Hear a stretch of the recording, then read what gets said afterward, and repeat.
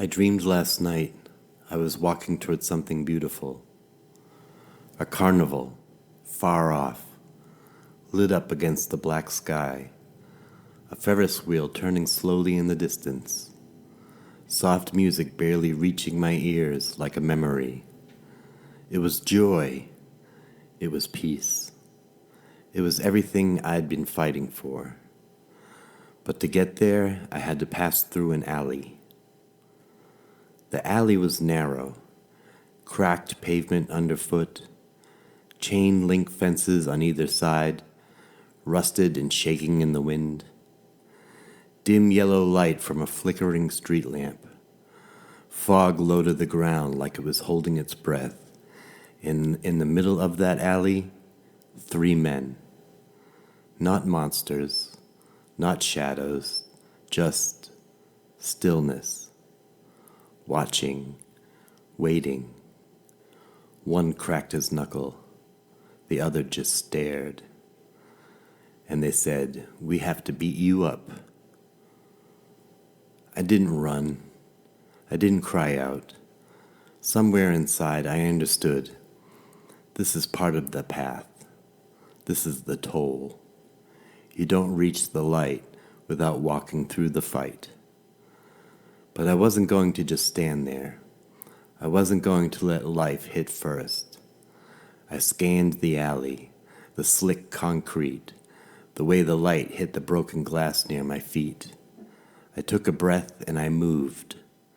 I lunged at the closest one, threw the first punch right in the jaw. I brought him to the ground because that's where I fight best. Down low, up close, with leverage, with everything I've got. I pinned him, used his body as a shield. His jacket scraped against my arms. My knuckles stung. The other 2 stepped forward, but I wasn't backing down. And then I woke up. Heart pounding, hands clenched, but not afraid, not broken. Awake and ready. Because the truth is, this wasn't just a dream. It was a map, a memory of every time I've fought, for my voice, for my life, for my worth.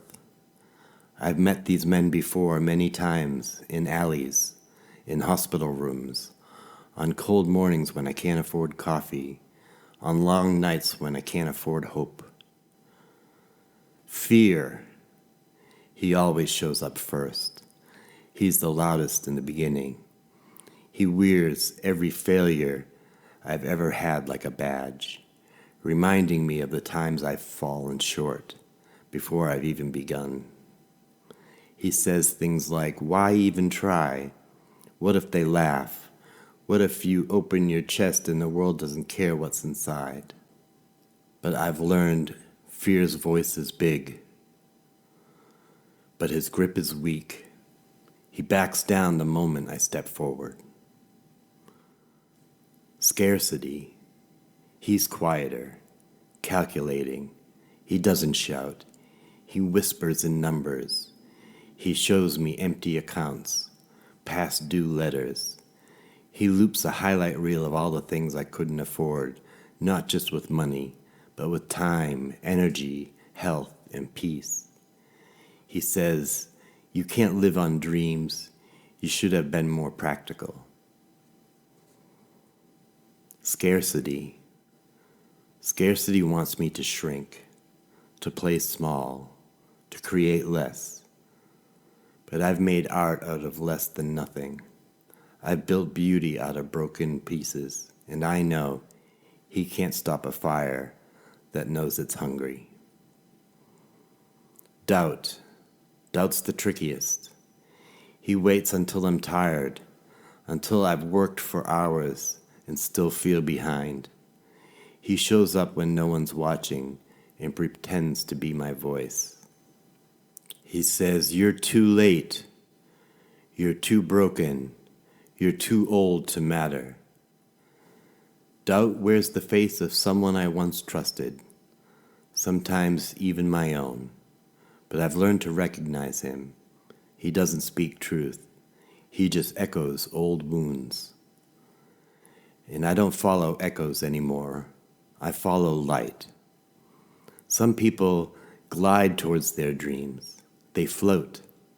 They coast. But me, I scrape my way forward, covered in cuts, breathing hard, laughing through the pain.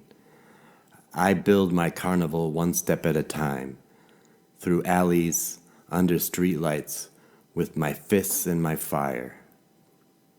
So if you're in an alley now, if the lights feel far, and if the fight feels close, don't wait.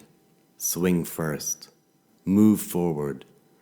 Not because it's easy, but because you still believe the joy is real, because deep down you know you're a fighter, and the carnival is waiting.